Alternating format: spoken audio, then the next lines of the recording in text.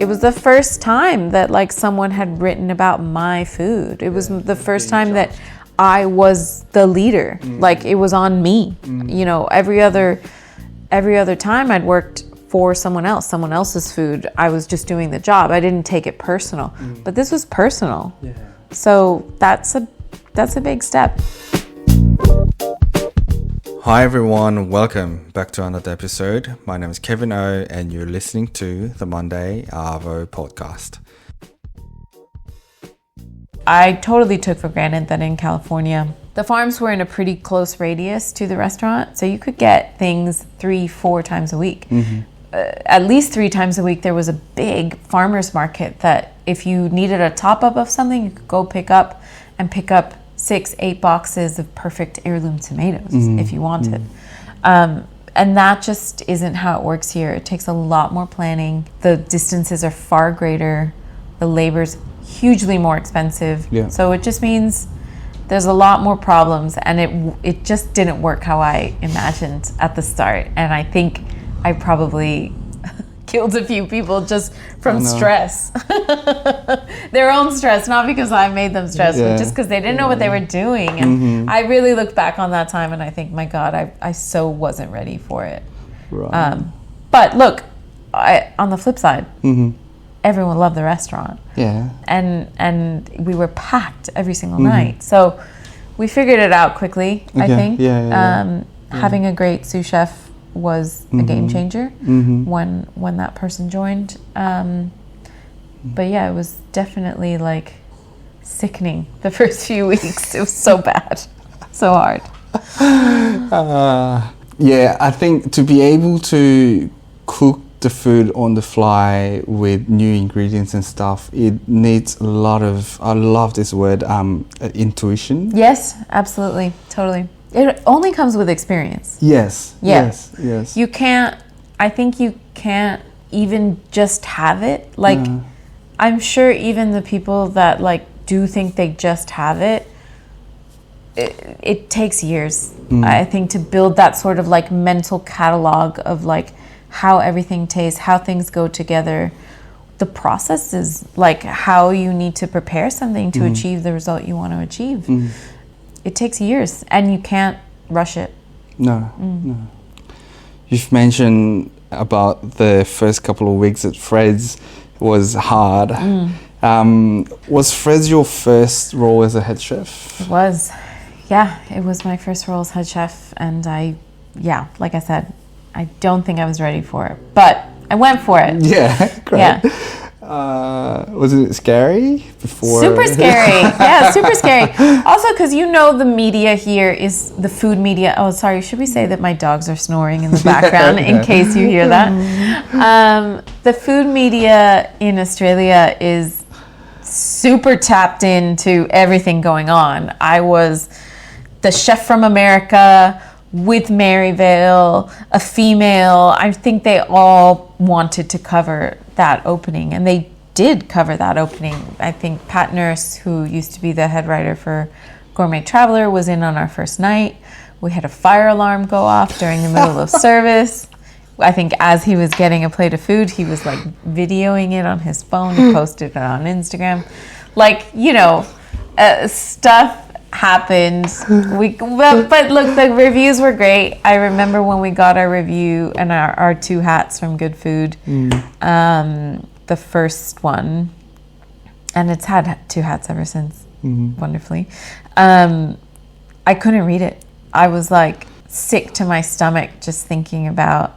I remember it was Terry Dirac, and he said something about the fish. I think the fish he thought was like a little bit undercooked. And that was the only negative thing in it. The rest was really positive, but I couldn't get myself to read it. Why?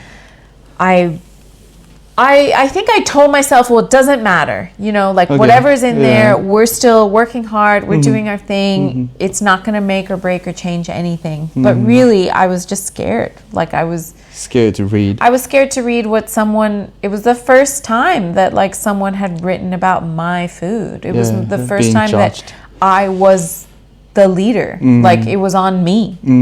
Every other time I'd worked for someone else's food. I was just doing the job. I didn't take it personal, but this was personal. Yeah. So that's a big step.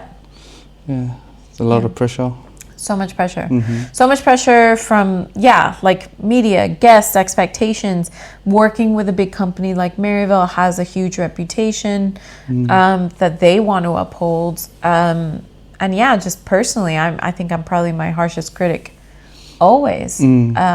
So, it was... Look, and I'll tell you a bit of a side story just leading into that because it's important, I think, in terms of like how I was able to get through that. We opened in October. In August 7th, I lost my younger brother to cancer. And that had been like an ongoing struggle from when he was diagnosed 2 years prior. So like those first 2 years, I said they were great for a lot of things, but they were also some of the hardest times of my life personally. I was flying back and forth to the US, and I think the only thing that like got me through that time in the restaurant was that I had just been through something that was so infinitely harder than anything that could happen in a restaurant, that it just put it into this perspective that I felt grateful to go somewhere, to work, to put my energy, to make something, to produce something, so that I wasn't just like sitting at home crying all day, which is what I would have done had I not had that job. Right. So I was terrified, I was scared, it was horrible, but at the same time, it's just food. It's just a restaurant. It's just cooking. Like, you really have to remind yourself of those moments. And it was so fresh in my mind, obviously I had just gone through it, that it didn't break me, which I think if you haven't been through suffering, like real true suffering in life, sometimes those things can feel that big that they can break people. And they do. Yeah. Wow. Yeah, sorry. No. Was there any other thing that helped you to handle that pressure? Like something can be simple as like sleep well, eat well, anything. No, at the time I was not sleeping well, eating well, doing any of that. I think it was still very much the days of like going off of no sleep, 4 coffees to get you through. I mean, terrible. I'm so not like that now, but I'm also a lot older now. I was in my early 30s at that time.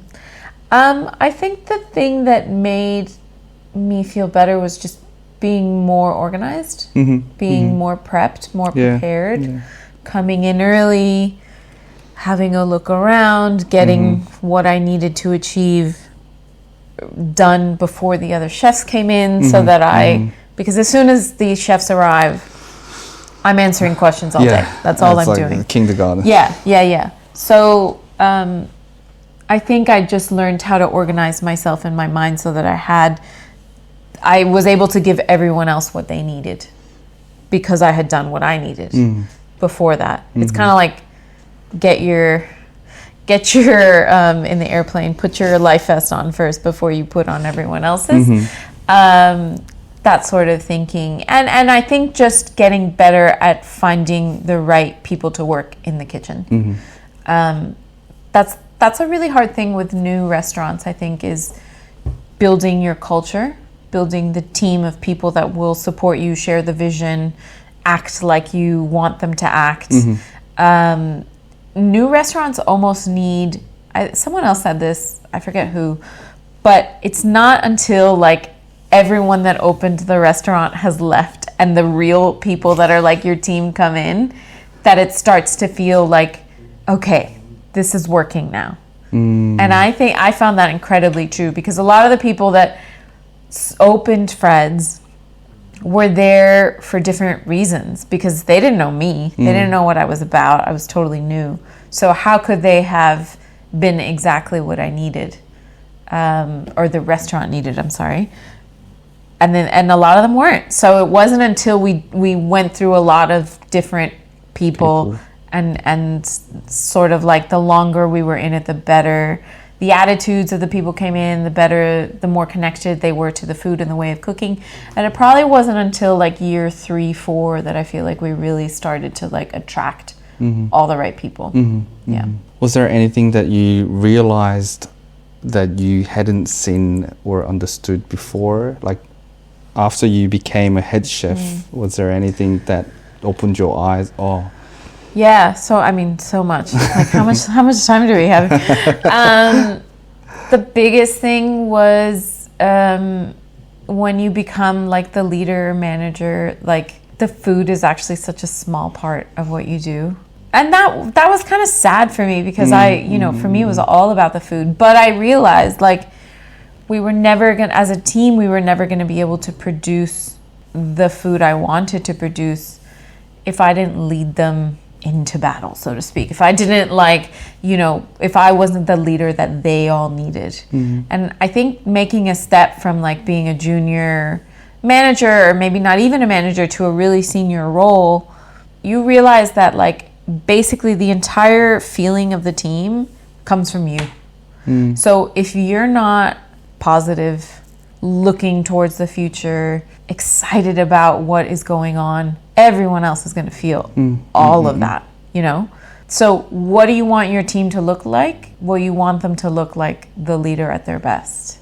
And I did not realize that. I sort of was like, come on, guys, you take responsibility for yourselves, right? But because I was stressed and I was anxious and I was tired and I wasn't, I think that's what everyone else started to look like too. I didn't take responsibility for it from the start. Then, something really happened after I think we had been open like a year, and like I said, we were busy every single night. You couldn't get a table. It was that kind of feeling. And restaurants that are that busy can start to get really complacent because you're like, well, why do we need to try harder? We're so busy every night. And that's like the total opposite of greatness. That's when you really need to it's such a fleeting moment that you got to take it to the next level. If you want to keep that going for another 2, 3, 4, 10 years, you have to get better, not sit back on your heels. So that started to happen. We started to get some bad reviews, like customer reviews. I think bad experiences, not so much food, but service. And this is where it was all connected. And Fred's, the kitchen is in the middle of the dining room, so service and food has a very fine line between it. And I realized it was my responsibility to regroup the whole team, front of house, back of house, everything, reestablish the culture. Well, maybe not reestablish, but establish the culture from the first moment, a culture of excellence. And I had to dig in deep to characteristics of myself I didn't even know I had. So, I was doing big group sessions with all the teams. I was leading them. I was talking about going from good to great and, a lot of things that, I never pictured myself doing. I was like, well, I'm a head chef. I worry about the food, But that was really, I guess, a immature way to think about it. And I had to really grow up very fast if I wanted that restaurant to continue to succeed. And I had to give everyone what they needed as a leader. Yeah. I've asked this same question to my friend Danny, who's working at Oborozuki. She worked at Aria for 7 years and left. Do you remember what the very next day felt like after leaving Fred's? I do, because the next day I got on a plane and flew to Ibiza. I was going to a friend's wedding. Oh, no. So, I remember the feeling of that last week because it was so intense. Every day you're going in and you're saying goodbye to people. We did a big dinner at Fred's that was an invite-only thing with Justin Hems and all of our top VIPs, and so they all came in for my last service. I did a special menu. I had to give speeches. You got to talk to everyone. They were bringing me gifts. It was emotional, really emotional, really draining as well. I mean, you're in it and you're feeding off people's energy, so you get through it. But I remember the next day, and I never sleep on planes. But we got on that flight, myself and my partner Dan, and I slept probably like Passed for the out. first time in years. Wow. Yeah. I won't say though that I like immediately left that kind of like inherent anxiety that comes with running a restaurant, because as you know, Kevin, like a restaurant doesn't, the things that need to be done don't shut down when the restaurant closes. It's like a 24-hour living thing. So you wake up to text messages from suppliers, you go to sleep sending emails to suppliers. A number of things can happen overnight when you're not there or when you're not on shift. So someone's calling in sick, etc. Like there's always a million things you need to respond to at any given moment. And I can honestly say that it probably took me almost 2 years to let go of that feeling, that panic of like looking at the phone and seeing a missed call or a message or something, and immediately your heart sinks because you're like, oh no, what happened now? It took a very long time. Yeah, that takes a while. I think once I used to get Sundays off all the time, and it was Saturday night. It was busier than we expected. We used most of the prep that we did for Sunday. Of course. And then I finished work. I finished my week. Yeah. But then I got home in bed. I couldn't sleep until 3 a.m. in the morning. So I just woke up, drove back to the restaurant. No. Opened it, and then did like maybe 4 hours of prep, and then I just baked sourdough for the team in the morning, so they have a bit of a head start. But you couldn't have lived with yourself if you didn't do that. You know what I mean? No, like I just couldn't that actually sleep. you can't sleep. You're just sitting there thinking about it. Why not just get in there and fix it? Yeah. Right? And then, like that's terrible. Yeah. I mean. It is. It's the one thing about hospitality that I think is probably the hardest to manage, because in every other job, if someone calls in sick or if something doesn't get done, well, it can get done the next day. That does not happen in hospitality. If someone calls in sick, someone else needs to cover. If something isn't done, well, you got to get it done. Yeah. You can't there's just no way. That's a really hard thing to manage, because life and people are unpredictable and things happen, you know, and it often falls to the leader to fix all of those things, and that's really taxing. Did you also have a bit of a sense of relief? Yeah, for sure. But again, I think that came later. I think the relief came when I actually resigned, which was a few months before I actually, left. Like I gave a long notice. I started to feel some relief from that moment on, because I knew it was going to end. I could see the light at the end of the tunnel. Not that I knew what I was doing, because I wasn't actually leaving to do anything. I just knew that I needed a break. But that immediate relief, like after leaving the last day, not really, because you're still so connected to it, and the people as well. You almost feel like you're abandoning your team, your whole team. Yeah. That's how I felt leaving Friends. Like I just knew my ideas felt a bit stale. I knew I wasn't ready for what's the word, like morph and change again. I was just too tired to do it. It was also, putting it into context, this was like after the COVID years, which I think was totally taxing on leadership, on everyone, really everyone. But trying to manage people in that time was a nightmare. It felt like 5 years wrapped into 2 years. This is another rabbit hole. Let's not go there. But I think had that not happened, my tenure there might have been a bit longer. But so I don't know if that's good or bad, but for me personally. It's been a while since Fred's. What's been keeping you busy? Well, Kevin, you know some of it. Yes. So I've had exactly. I've been in partnership with Trippus White at the Sydney Opera House for the last almost 2 years now, year and a half. Writing menus for the events side of the business, and that's been super fun and interesting, and a lot of learnings and growth in that space for sure. I've also been doing a lot of like fun events with collaboration events with other restaurants, festivals, things like that, which I probably did a little bit of that while I was at Fred's, but it's so hard to do those things when you're working full time. So that's been really cool to just step into other people's kitchens, because I love seeing, I'm so curious. I love seeing how other people do things. So I learned a lot from that. When I first left Fred's, I wrote my second cookbook, Recipes for a Lifetime of Beautiful Cooking. So that took probably about 6 or so months. And that's a super fun process, and I'm getting ready to do it again to write my third cookbook, which is awesome. I love that. I mean, people should know, I think I'm okay to say this, it's not a money maker. Like if you want to write cookbooks for a living, you probably need to do it in like a bigger market somewhere like the US or something, where you can get a lot more sales.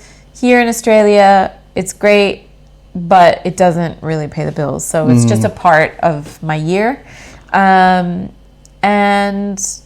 yeah, I write recipes for like my newsletter. I create content for social media. I do a little bit of consulting for other restaurants that maybe need help with menus, recipes, etc. And that's it. It's been an interesting ride in this freelance world, but it's busy. Like I'm never. Going on. I mean, it's a lot going on. I never wake up on a day where I don't have like a million things to do, which I guess says a lot about me and not maybe so much about the work. But yeah, it's been super fun, and to have a bit more work-life balance has been incredible. Nice. Yeah. I want to touch base the cookbooks. Yeah. For many, writing a cookbook can feel a little bit out of reach. Yeah. On top of that, these days, with like the video contents becoming more dominant, fewer cookbooks are being made and bought. But personally, I truly believe that documenting things in writing is what really carries on the culture and philosophy. Totally. So if you could share, what's the process of, creating a cookbook, or why did you start it? How did you start it? Well, I knew I wanted to make one, but I really didn't know how. This was probably starting when I was a chef at Fred's. But I was approached by my publisher, who I've worked with on all 3 books, a woman named Jane Wilson. At the time, she was with Hardy Grant, a Melbourne-based publisher. Now she's with Murdoch Books, and I went with her there.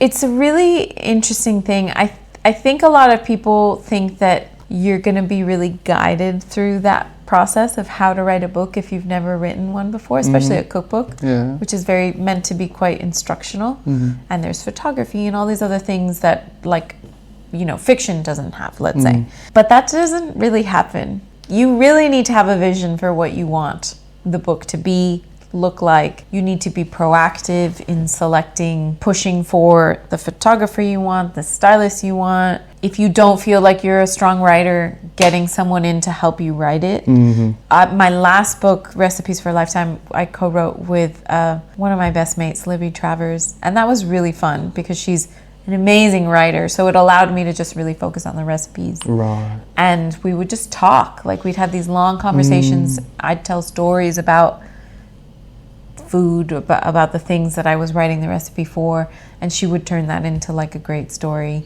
So that was, again, a really great learning experience, but, I wasn't really taught the ropes. Right. Yeah, I kind of just did what felt right. And now I'm going into book 3, I'm a lot more methodical about, okay, how do I want it to feel? What do I want it to say to people when they look at it? At first I was kind of like, well, I just want to put out recipes that I like or that I think are inspiring. But you really need to like format that in a way that communicates something almost instantaneously to whoever's looking at your book. Because to your point, there's so much content out there. How are they going to find you? How are they going to look at your book and think, I'm going to spend the $40-50 on that book. And so you have to cut through somehow all of that noise and come up with a message that connects with people.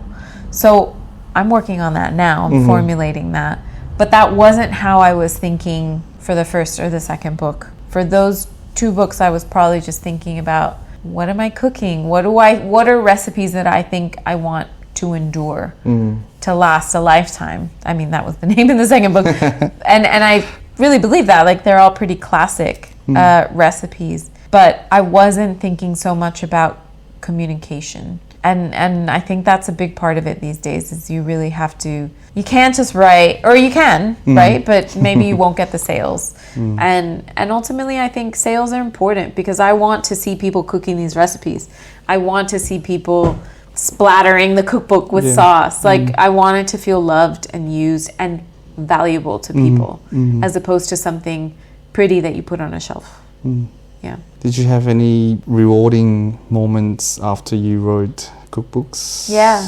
Yeah, well, just, I mean, still to this day, like, getting messages from people saying, I made that thing, it's become our family favorite, you know, my husband requests this cake for his birthday every year, like, things like that. I think just, you cannot underestimate how beautiful it is to feel like you've contributed something to someone's life.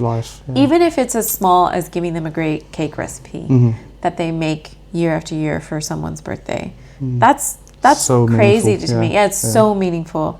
So that's, I mean, again, that's why I do it, because it's not, like I said, it's not for the money. It's for the love of that moment and the love of the process. I'm like I said, I'm just so curious. I love testing things over and over to achieve, like, that best results. Like, what would happen if I change this just a little bit?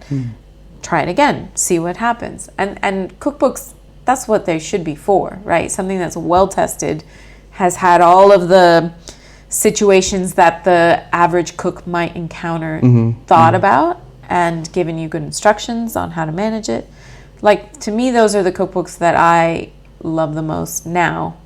I probably, as a younger cook, gravitated more towards things that were a little bit more just inspiring, romantic, etc.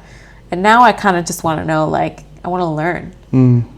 And if a cookbook can inspire and teach you something, I think that's the best cookbook out there. Yeah.